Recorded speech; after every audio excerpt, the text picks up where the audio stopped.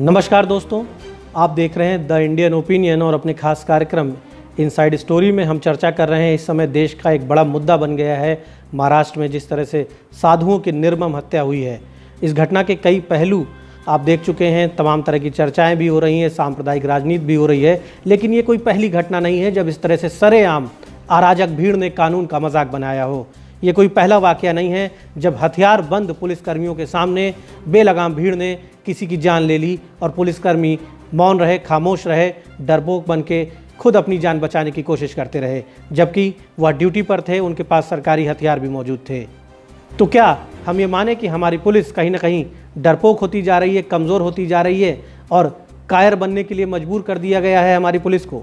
ये एक बड़ी सच्चाई है और इस सच्चाई को हम आपके सामने रख रहे हैं एक अनुभवी पुलिस अधिकारी के बयान के आधार पर।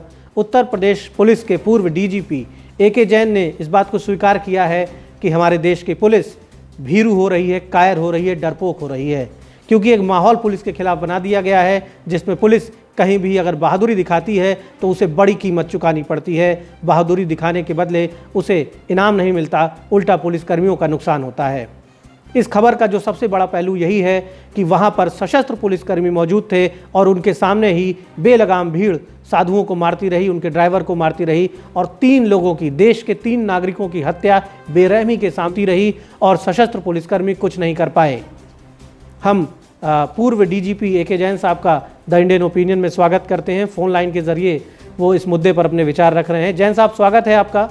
जैन साहब, जिस तरह से ये घटना सामने आई है और इस घटना को लेकर पूरे देश में चर्चा हो रही है, राजनीति भी हो रही है, लोग तरह तरह की बातें कर रहे हैं। ये कोई पहली घटना नहीं है, इसके पहले भी हमारे देश में ऐसी घटनाएं हुई हैं जब लोग शिकार हुए हैं, चाहे वो किसी भी धर्म के लोग हों, वो शिकार हुए हैं, कानून का मजाक बना है, देश का मजाक बना है और पुलिस के ऊपर भी सवाल खड़े हुए हैं।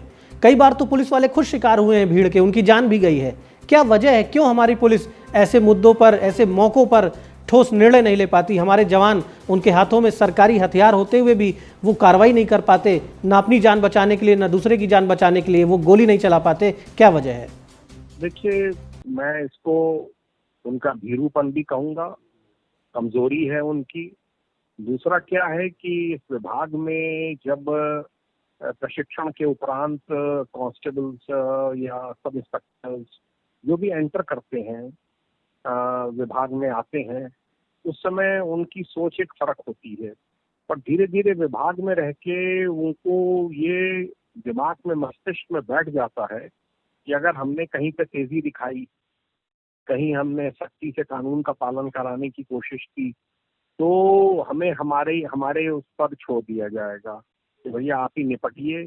हमें कोई ना पुलिस विभाग का सपोर्ट मिलेगा, ना हमें राजनीतिज्ञों का सपोर्ट मिलेगा और पब्लिक में बहुत से ऐसे ह्यूमन राइट्स के ग्रुप्स खड़े हो जाएंगे जिनके खिलाफ हमको लड़ाई लड़नी पड़ेगी और वो हमें अपने ही पैसे से लड़नी पड़ेगी, अपने ही बलबूते लड़नी पड़ेगी।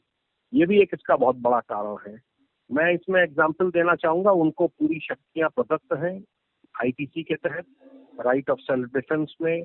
अगर वो आर्म्ड हैं और अगर कोई पब्लिक लिंचिंग कर रही है, लोगों को मार रही है, उनको ये अधिकार प्रदत्त है कि वो फायरिंग तक कर सकते हैं, दूसरे व्यक्ति की जान तक ले सकते हैं और इसके लिए under law they are perfectly justified. मैं बहुत साल पहले का एग्जाम्पल कोट करना चाहूँगा। एएमयू में, अलीगढ़ मुस्लिम यूनिवर्सिटी में एक आर्मरी थी एनसीसी की, उस पर एक गार्ड लगी हुई थी और उसको घेर लिया लड़कों ने और वहाँ का जो गार्ड कमांडर था उसको इस बात का विश्वास हुआ कि अगर मैंने इनको नहीं रोका तो ये जितने अंदर 303 की राइफल्स हैं और भी वेपन्स हैं, मस्केट्स हैं, इन सबको लूट लेंगे और मेरा अधिकार बनता है क्योंकि मैं इसकी सुरक्षा में तैनात हूँ।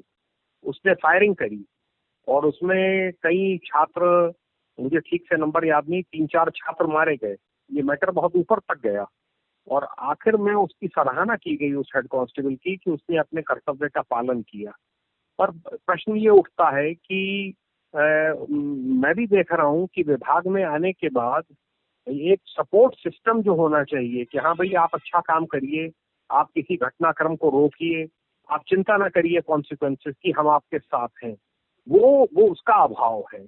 और जो भले लोग हैं समाज के, कानून पसंद हैं, वो उठकर खड़े नहीं होते हैं ऐसे लोगों की मदद के लिए, या उनके साथ नहीं उनका साथ नहीं देते हैं। वो कहते तो जरूर है कि साहब काम अच्छा किया, मॉब लिंचिंग रोक दी, इनको बचा लिया, और दूसरा पक्ष वो खड़ा हो जाता है कि साहब ये तो थोड़ा कम बल प्रयोग करके भी इनको रोका जा सकता था, ऐसा क्या था कि इन्होंने फायरिंग कर दी। फायरिंग में खतरा तो रहता ही है। देखिए, जब आपके पास कांस्टेबल्स वगैरह के पास 303 की राइफल रहती है, या SLR रहती है, या और वेपन्स हैं, या छोटे वेपन तो होते नहीं है कांस्टेबल्स के पास, रिवॉल्वर या पिस्टल, और उसकी बड़ी घातक रेंज है। इंसास राइफल की है, 303 की है, इन सब की बड़ी घातक रेंज है और बहुत दूरी तक इसकी मार जाती है। तो बहुत से लोग इसको ये कहेंगे और इसकी आलोचना करेंगे कि देखिए साहब, इन्होंने अनावश्यक बल प्रयोग कर दिया। तो इसलिए उनको ये लगता है कि ऐसे में तो कम से कम हम सस्पेंड होके ही बच जाएंगे। अगर चलिए हमें दायित्वों का निर्वहन हमने ठीक से नहीं किया, हम सस्पेंड, मैंने कई पुलिस वालों से बात की है, तो वो कहते हैं कि साहब सस्पेंड कर दीजिए, उसमें तो हमारे ऊपर 302 का मुकदमा भी कायम हो जाएगा, हमारे घर पत्नी की सबकी ज्वेलरी जमीन सब बिक जाएगी हमारी मुकदमा लड़ने में। इसलिए इनको सिस्टम भीरू बना देता है, और इसके लिए बड़ा आवश्यक है, जो बहुत सालों से चल रहा है, पुलिस को इंडिपेंडेंस दी जानी चाहिए।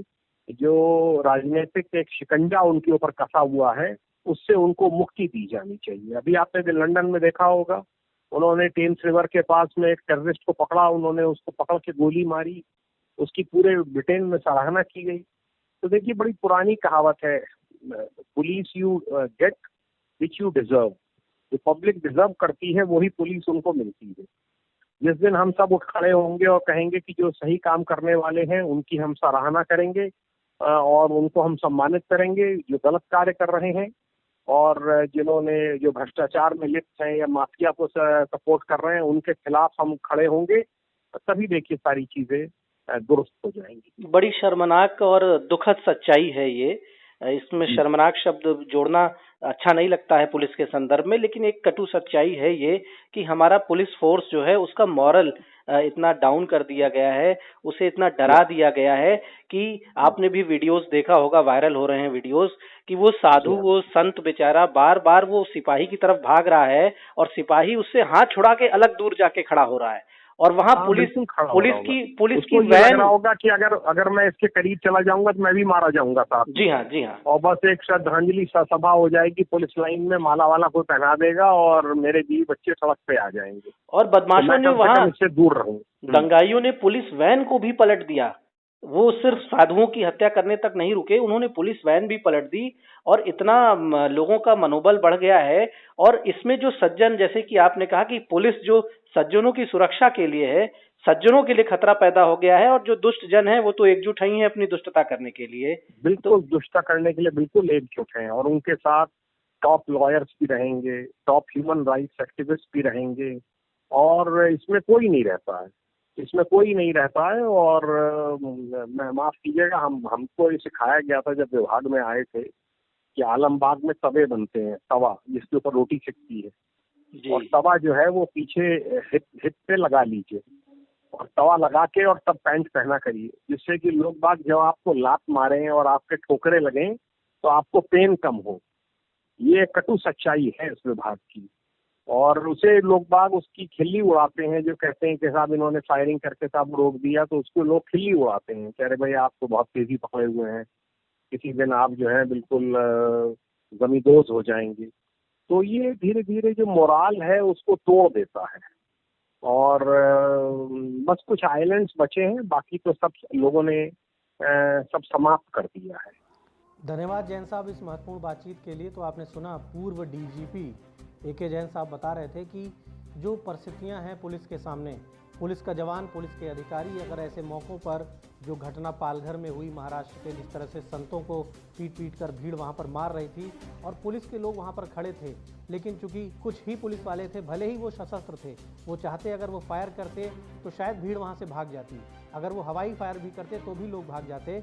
और कानून ये कहता है, संविधान ये कहता है, पुलिस का ये फर्ज है, लिखा पड़ी है इस बात की, बाकायदा लिखित पुलिस की के लिए ऐसे आदेश हैं, ऐसे निर्देश हैं कि यदि किसी की कहीं पर हत्या होने की संभावना है, या पुलिसकर्मी का जीवन संकट में है, या उसके सामने किसी अन्य व्यक्ति का जीवन संकट में है, तो पुलिस का व्यक्ति अपने असलहे से, अपने हथियार से फायर कर सकता है। किसी भी तरह उसको सामने वाले की जान बचाने की कोशिश करनी चाहिए और अपनी भी जान बचाने की कोशिश करनी चाहिए। यानी कानूनी रूप से पुलिस अपने हथियार से फायर करने के लिए पूरा कानूनी अधिकार रखती है, उसका फ़र्ज़ भी है। तो ये सवाल जो है ये बहुत चिंताजनक स्थिति को बयान कर रहा है, और इसके साथ ही साथ हम सबको इस सवाल का जवाब ढूंढना होगा, हमारी सरकारों को, हमारे नेताओं को, पुलिस के बड़े अफसरों को, और वो लोग जो देश में मानवाधिकार की बातें करते हैं, वो लोग जो कानून के राज की बातें करते हैं, उन्हें सच्चाई की तरफ से जो उन्होंने आंखें फेर रखी हैं, इस तरफ उन्हें दृष्टि डालनी होगी। और यह एक सच्चाई है कि अच्छा पुलिस, मजबूत पुलिस, सशक्त पुलिस के रहते हुए ही समाज सुरक्षित है, खासतौर पर सज्जन और कमज़ोर लोग सुरक्षित हैं। इस चर्चा को हम यहीं समाप्त करते हैं। धन्यवाद, अपना ख्याल रखिए। अगर आप यह वीडियो फेसबुक पर देख रहे हैं तो हमें लाइक और फॉलो करें। अगर यूट्यूब पर देख रहे हैं तो सब्सक्राइब करें और बेल आइकन प्रेस करें।